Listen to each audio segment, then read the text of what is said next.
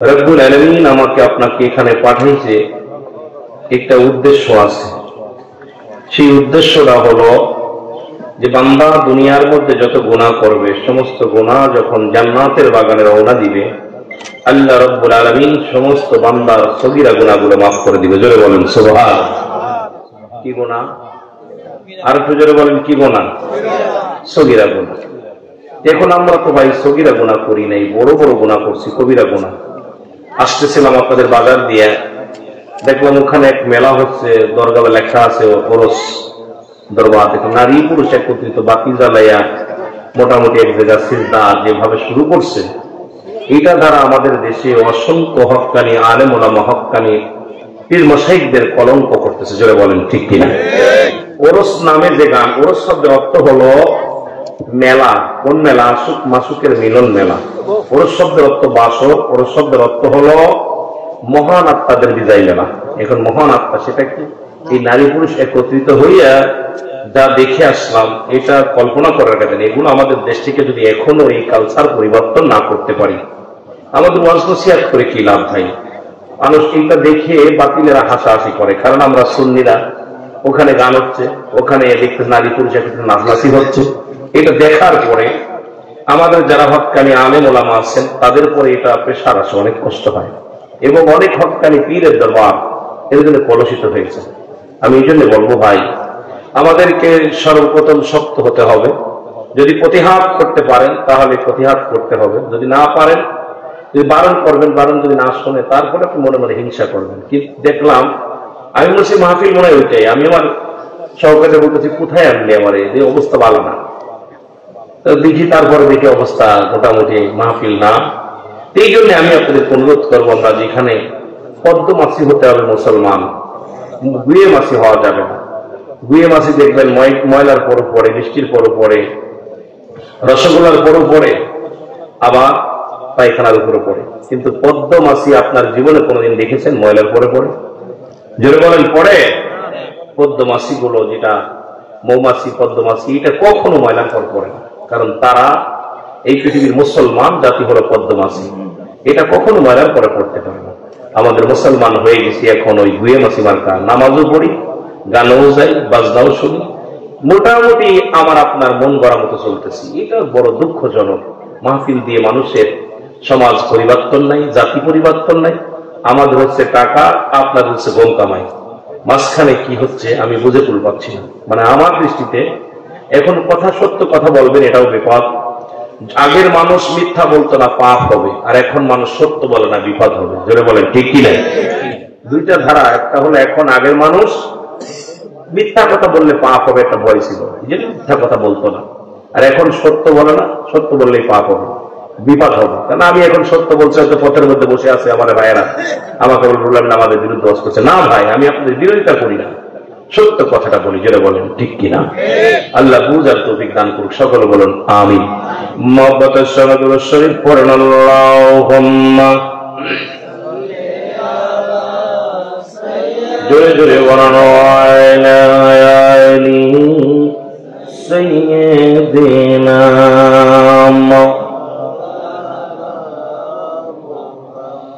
এ মুসলমান গভীর মনোযোগ।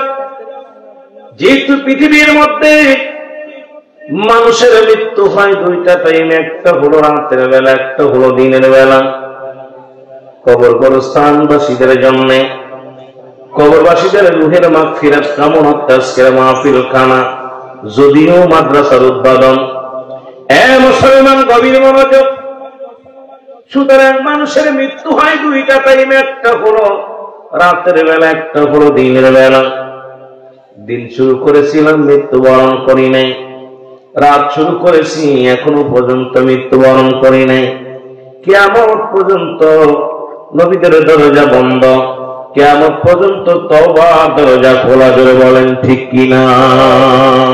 সবাই এই জন্য আগে রাতের শুরুতেই আমার সঙ্গে তওবা করেন। আস্তাগফিরুল্লাহ রাব্বি মিন কুল্লি যামবিন আতুবু ইলাইহি লা ইলাহা ইল্লাল্লাহু মুহাম্মাদুর রাসূলুল্লাহ।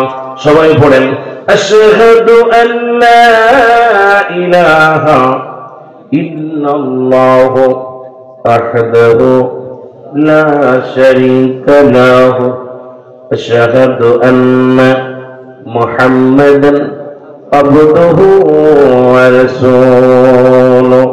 জোরে জোরে চিল্লায়া বলা যাবে না আল্লাহু আকবার। হে দুনিয়ার মুসলমান, গভীর মনোযোগ। তওবাকারীকে আল্লাহ ভালোবাসে, তওবাকারীকে আল্লাহ পছন্দ করে গো।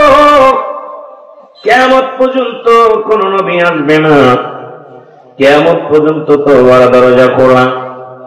বলতেছিলাম বান্দা যখন জান্নাতের বাগানে গুটি গুটি পায়ে রওনা হয়ে যায়, একটা উদ্দেশ্য আছে আল্লাহ রাব্বুল আলামিনের। ওই বান্দার জীবনের সমস্ত সগীরা গুনাহগুলো আল্লাহ মাফ করে দেয়। জোরে জোরে চিল্লায়া বলা যাবে না সুবহানাল্লাহ। আমার ভাইরা, আমার বন্ধুরা, আমার শুধু সগীরা গুনাহ করি নাই, পথে পথে করেছি কবিরা গুনাহ। নামাজ ছেড়ে দেয়া কবিরা গুনাহ, মিথ্যা বলা কবিরা গুনাহ, বেগানা নারীর সঙ্গে দেখা দেয়া কবিরা গুনাহ। আজকে মেলার ময়দানে, মাহফিলের ময়দানে যে পরিমাণ নারী পুরুষ একত্রিত হবে, আল্লাহর গজব এমনিতেই আমাদের মধ্যে নাজিল হয়ে যাবে। বেগানা পুরুষের চেহারা দেখা হারাম, বেগানা নারীর চেহারা দেখা হারাম। আজকে বাবা এই কথাগুলো বললে অনেক বক্তার মনটা বেজার হয়ে যায়, অনেক আলেম কষ্ট পায়। কারণ এগুলোর সঙ্গে যারা জড়িত, যারা বেগানা নারীগুলো দেখতে যাদের মজা লাগে, এগুলো নিয়ে কথা বলতে যাদের মজা লাগে, আমার আলোচনা শুনলেই তাদের গায়ে জ্বালা ধরে যায়। কথাগুলো সত্য কথা বলতে পারে মুসলমান। এই গুনাহগুলো বেগানা নারীর সঙ্গে দেখা দেয়া কবিরা গুনাহ। যাদের সঙ্গে দেখা করা জায়েজ তাদের সঙ্গে বিয়ে করা হারাম, যাদের সঙ্গে দেখা করা হারাম তাদের সঙ্গে বিয়ে করা জায়েজ। এখন শরীয়তের দৃষ্টিতে আপনার বউ, আপনার মেয়ে গো, ছেলেগুলো আজকে যে মাহফিল, ওরস মাহফিলে পাঠায়া দিলেন, আল্লাহর কসম করে বলি আপনি নিজেই হাজী সাহেব জাহান্নামের লায়ক হয়ে গেলেন। জোরে বলেন ঠিক কিনা?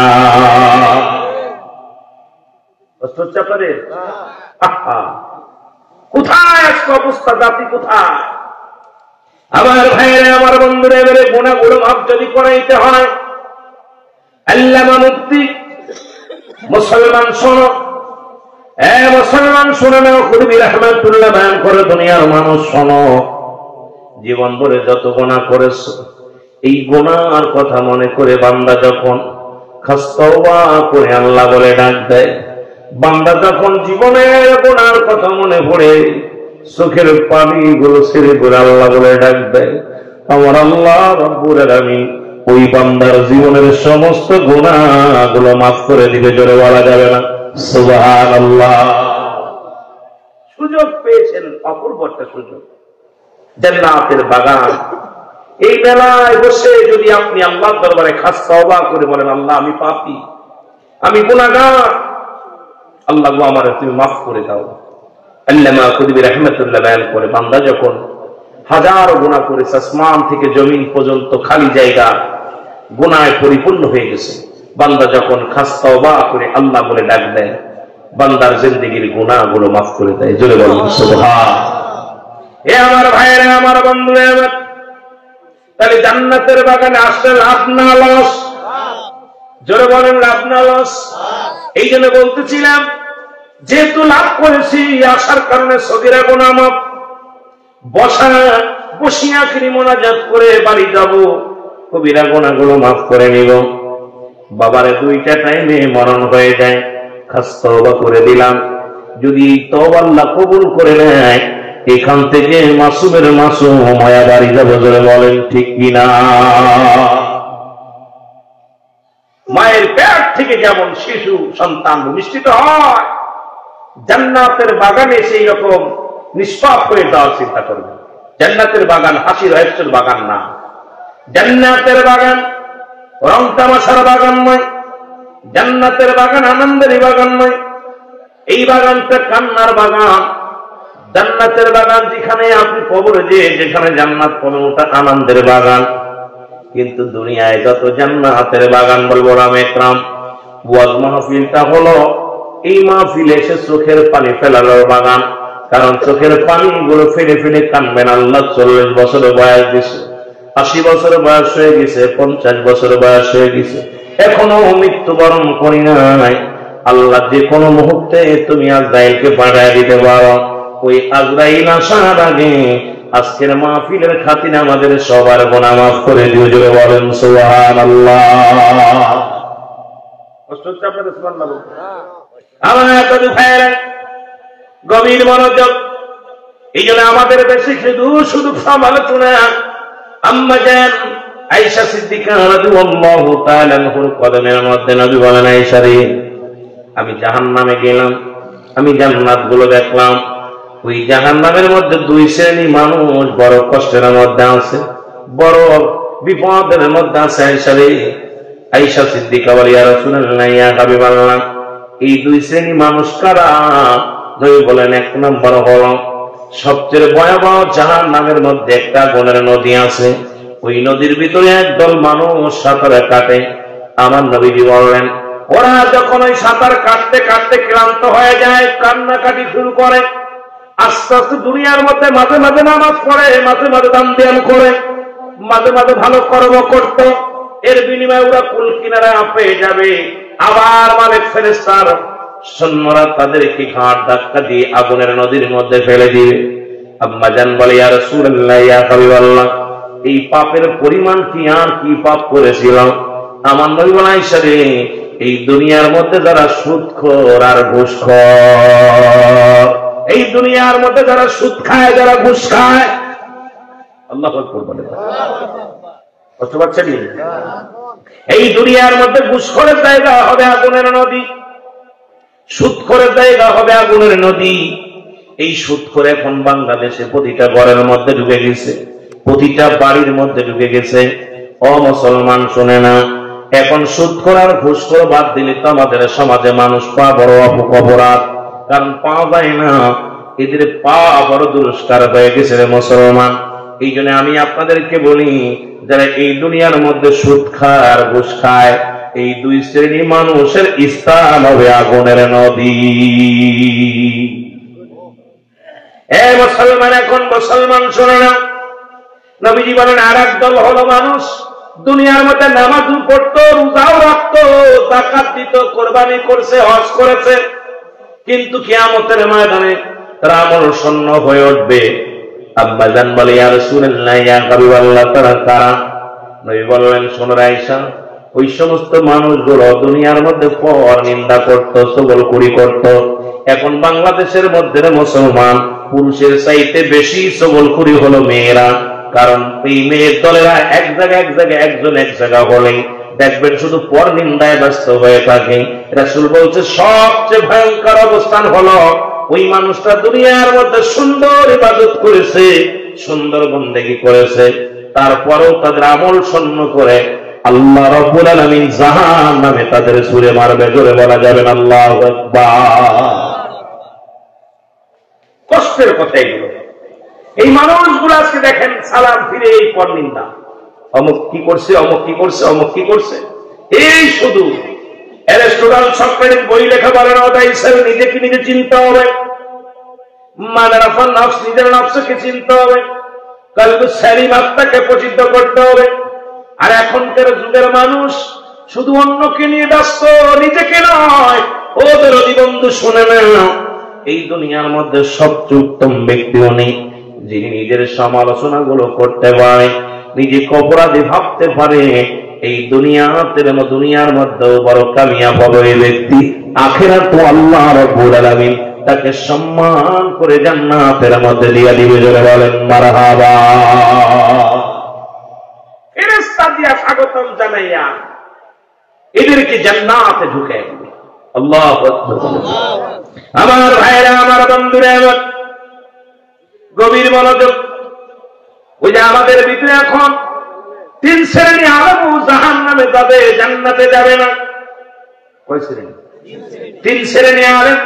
তার মধ্যে 1 নাম্বার আলেম, যার ভিতরে অহংকার প্রবেশ করেছে, মানুষের ভিতরে নাই।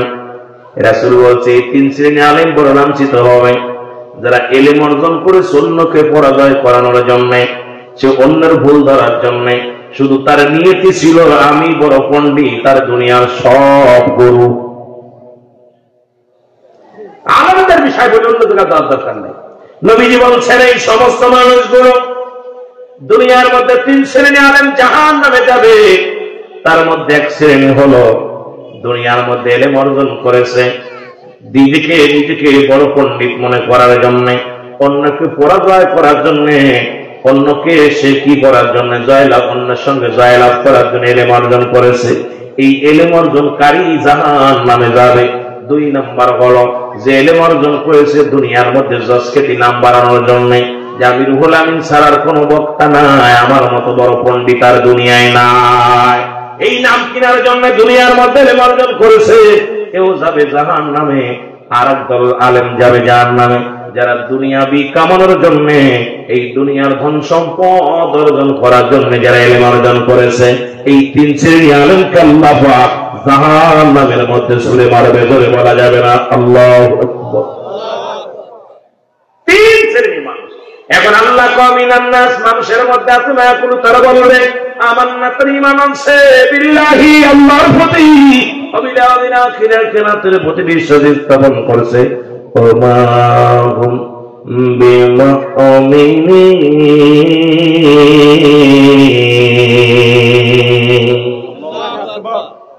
কি মজা! মুনাফিক তো মানুষের মধ্যে আছে। এই মুনাফিক গুলো ধরাতে যে কোথাও যা লাগবে না, কোরআন খুললেই মুনাফিক গুলো চেনা যাবে। আমার ভাইয়েরা, আমার বন্ধুরা, তৎকালীন জামানার মধ্যে একদম মুনাফিক ছিল, যে রাসূলকে ধোঁকা দেওয়ার জন্য গেছে, নবীর সঙ্গে ধোঁকা দিয়েছে। আদম শফিউল্লাহ থেকে আখিরে নবী রাহমাতুল লিল আলামিন, যিনি সমস্ত নবীদের নবী, যিনি সমস্ত মাখলুকাতের নবী, যিনি কুল কায়নাতের নবী, যিনি নবীদের নবী, সেই নবীর সঙ্গে ধোঁকা দেওয়ার জন্য কিছু মুনাফিকেরা জড়িত হতো। নবীর সঙ্গে তারা ধোঁকা দেওয়ার চিন্তা ভাবনা নিত। আল্লাহ কায়না হাবিব না না, ওরা মুমিন মুত্তাকিন বলে দাবি করবে, কারণ ওরা মুমিন নয়, মুত্তাকিন নয়, ওদের জন্য আমি আল্লাহ রেখে দিলাম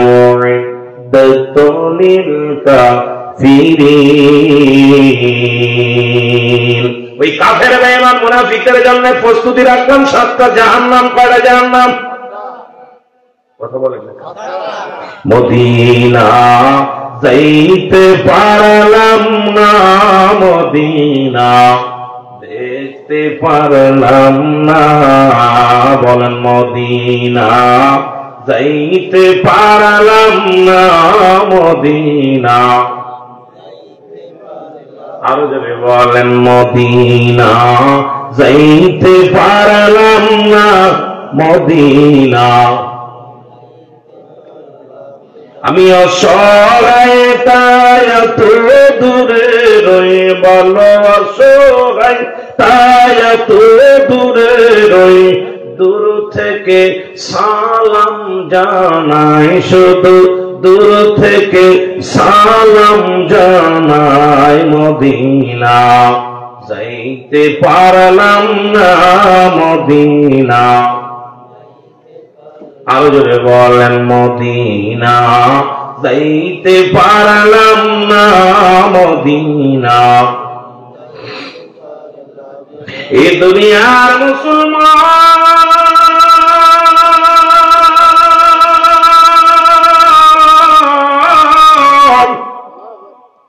লা ইলাহা ইল্লাল্লাহু আল্লাহ ছাড়া মুহাম্মাদুর রাসূলুল্লাহ সাল্লাল্লাহু আলাইহি ওয়াসাল্লাম, জোরে বলেন মারহাবা।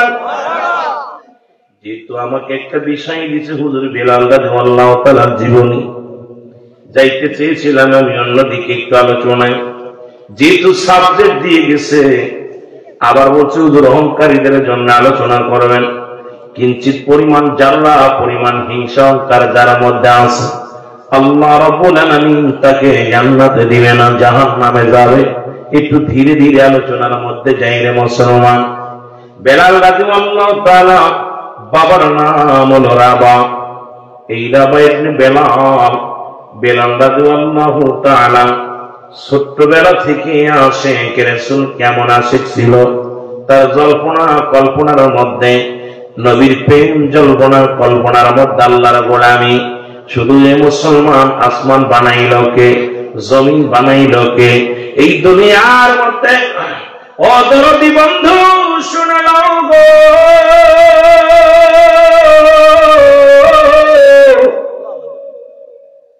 হযরত বেলাল বাবাকে ডাকতে বলে, বাবা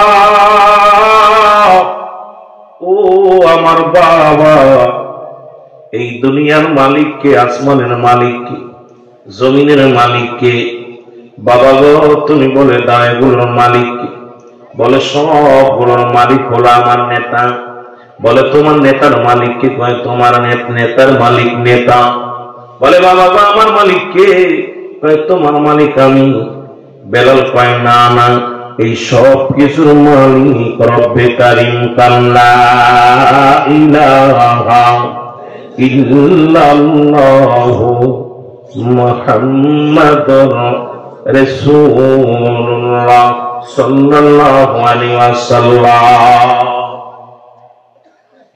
এ দরদি বন্ধু শোনো গো, বেলাল রাদিয়াল্লাহু তাআলার বাবা, তখন তো বেলাল শুধু বেলাল, হাফসি গোলাম। এই হাফসি গোলাম কি বললেন? ও দুনিয়ার মানুষ শোনো। হাফসি গোলাম বাবাকে বললেন, বাবা গো এই আসমান কে বানাইছে, জমিন কে বানাইছে, সূর্য কে ডুবায়, সূর্য কে উদয় করে, এই জমিনে কে রাত নামায়, কে দিন আনে? এর গবেষণার মধ্যে বেলাল রাদিয়াল্লাহু তাআলা চলে গেছেন। তখন তৎকালীন জামানায় হযরত বেলালের বাবা একজন কৃষক ছিলেন, ভালো কৃষক। রাসূলুল্লাহর জামানার মধ্যে বিশাল একজন বড় কৃষক ছিলেন। বেলালকে অমুসলমানরা বানিয়ে বিক্রি করে দিলেন। আর এমন একজন মানুষের কাছে অনেক লম্বা ইতিহাস, পিছনে ইতিহাস। বেলাল রাদিয়াল্লাহু তাআলাকে বিক্রি করে দিলেন উমাইয়ার কাছে। উমাইয়া নিয়া বকরি চড়ানোর দায়িত্ব দিলেন বাড়িতে নিয়ে। ডাকতে বলে, বেলাল আজ থেকে তোমার দায়িত্ব হলো বকরিগুলো চড়ানো। এই মাঠ থেকে ও মাঠে, মাঠ থেকে ও মাঠে তুমি বকরিগুলো চড়াইবা। বেলাল বকরি চড়াইতে যায়। আর বেলাল গবেষণার মধ্যে কে সূর্য উদয় করে, কে সূর্য ডুবায়, কে বাতাস দেয়, কে চন্দ্র দেয়, এগুলোর মালিক কে আমার জানার দরকার। ওই পাহাড়ের মালিক কে, জমিনের মালিক কে?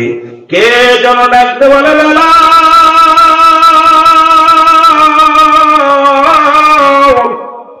এগুলোর মালিক রব্বে কারীম,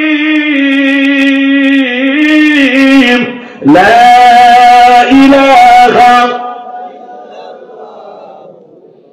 মুহাম্মাদুর রাসূলুল্লাহ। জোরে জোরে চিল্লায় বলা যাবে না সুবহানাল্লাহ। এ দুনিয়ার মানুষ শোনে না,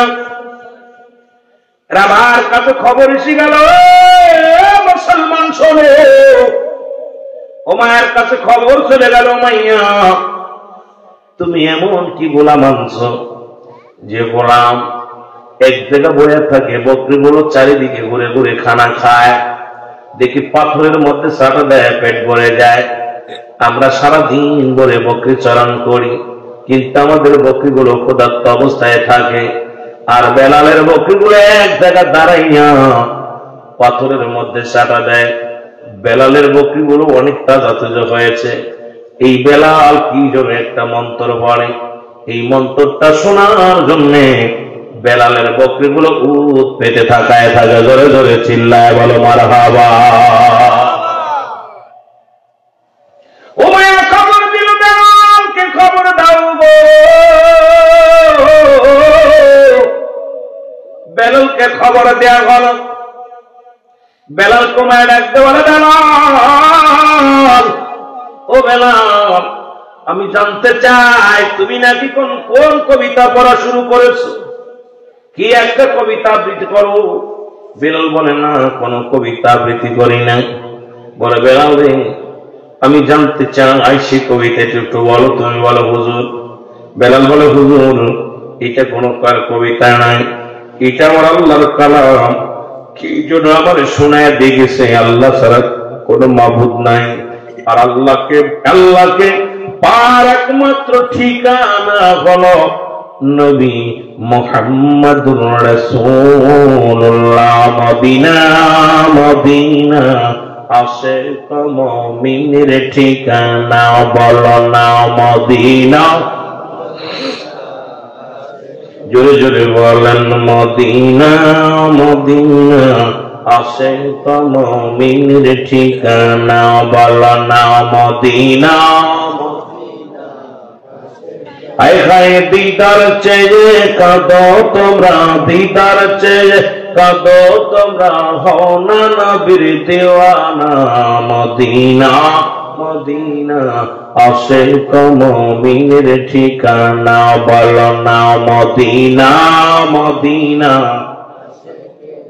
সবাই জবানটা খোলেন, কেউ জবান বন্ধ রাখবেন না, এই একটা জবান বন্ধ রাখবেন না, বলো মদিনা মদিনা আশিক মুমিনের ঠিকানা, বলো না মদিনা আশিক মুমিনের ঠিকানা। এর নবীর প্রিয় সাহাবী হযরত আবু বকর সিদ্দিক, বলো নবীর প্রিয় সাহাবী হযরত আবু বকর সিদ্দিক। ওরে ভালোবেসে শুইল পাশে, ভালোবেসে যায়া সে তাই দেখো না মদিনা মদিনা আশিক মুমিনের ঠিকানা, বলো না মদিনা। একটু জোরে জোরে বলা যাবে না, আশিক মুমিনের জালালউদ্দিন সুয়ুতি ৭৫ বার দেখল নবীজি, বলো জালালউদ্দিন সুয়ুতি ৭৫ বার দেখল নবীজি। ওরে এতবার দেখিয়াও নবী, এতবার দেখিয়াও নবী, তৃষ্ণা তাহার মেটে না মদিনা আশিক মুমিনের ঠিকানা, বলো না মদিনা আশিক মুমিনের ঠিকানা। আয় হায় দিদার চেয়ে কাঁদো তোমরা, দিদার চেয়ে কাঁদো তোমরা, হও না নবীর দেওয়ানা। মদিনা আশিক মুমিনের ঠিকানা, বলো না মদিনা আশিক মুমিন। কালো হাবশি বেলাল ভালোবাসো ওই নবীকে, ও বলো কালো হাবশি বেলাল ভালোবাসো ওই নবীকে। ওরে ইসলামের প্রথম মসজিদ বানাইলেন রব্বানা। মদিনা মদিনা আশিক মুমিনের ঠিকানা, বলো না মদিনা। এ দুনিয়ার মুসলমান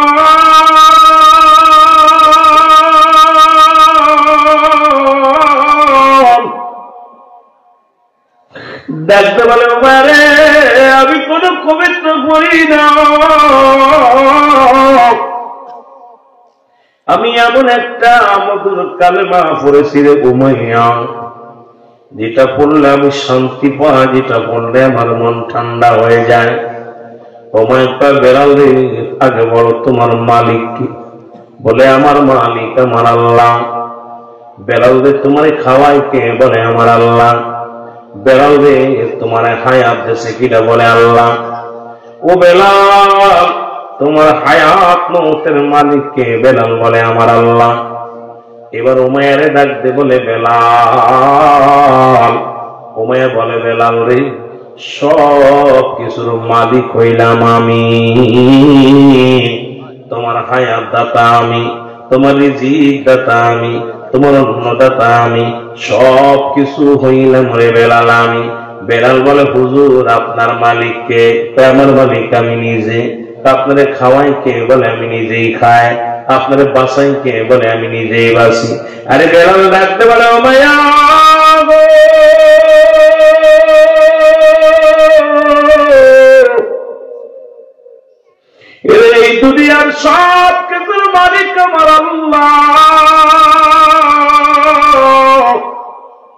আল্লাহ বলেন কুল হুয়াল্লাহু আহাদ আল্লাহুস সামাদ লাম ইয়ালিদ ওয়া লাম ইউলাদ ওয়া লাম ইয়াকুল লাহু কুফুয়ান আহাদ।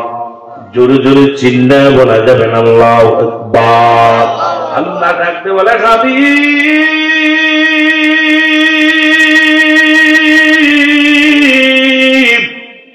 আপনি বলে দিন আমি আল্লাহ।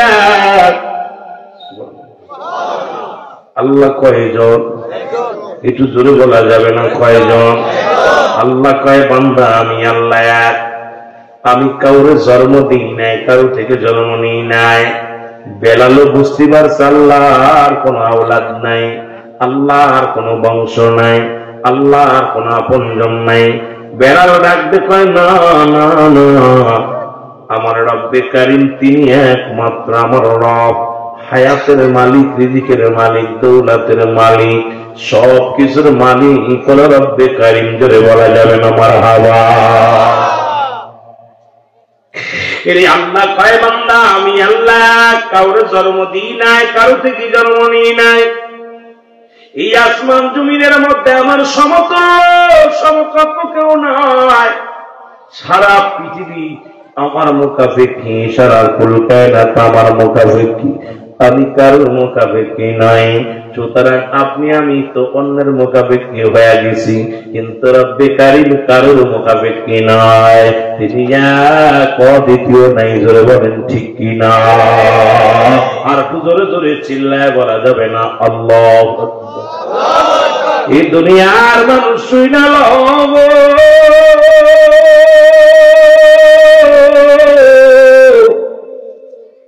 ওমা বলে বেলাল রে কালেমা ছেড়ে দাও, লা ইলাহা নাই কইলা ইল্লাল্লাহু কাল্লা ছাড়া, আল্লাহ ছাড়া কোনো গতি নাই। এটা আদম নবীর কালেমা ছিল, এটা ঈসা নবীর কালেমা ছিল, ইব্রাহিম নবীর কালেমা ছিল, মুসা নবীর কালেমা ছিল। পৃথিবীর মধ্যে যত নবী আছে প্রত্যেকের একই কালেমা। আরে আদম নবী বলছে লা ইলাহা ইল্লাল্লাহ, আদম শফিউল্লাহ। লা ইলাহা ইল্লাল্লাহ মুহাম্মাদুর রাসূলুল্লাহ, আমার নবী বলেছেন সাল্লাল্লাহু আলাইহি ওয়াসাল্লাম। ইব্রাহিম নবী বলেছে লা ইলাহা ইল্লাল্লাহ, ইব্রাহিম খলিলুল্লাহ। মুসা নবী বলছে লা ইলাহা ইল্লাল্লাহ, মুসা কালিমুল্লাহ। এইরকম এক একজন নবী সবারই তো লা ইলাহা ইল্লাল্লাহ এই পর্যন্ত সবাই পড়েছে। যার যার নামের উপরে তার উম্মতের কালেমা শিক্ষা দিছে। আর সমস্ত নবীদের নবী আমার আপনার নবী, কুল কায়নাতের নবী,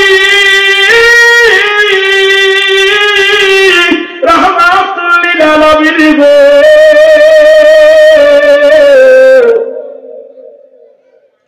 যিনি হলো নবীদের নবী, আসমান জমিনের নবী, যার কোন তুলনা হয় না, যার কোন প্রশংসা করে শেষ করা সম্ভব নয়।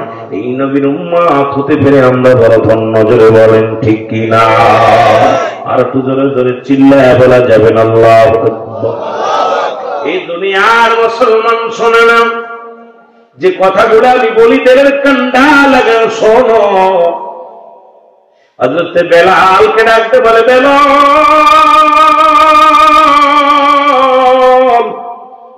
বেলাল রে ছেড়ে দাও, কালেমা ছেড়ে দাও।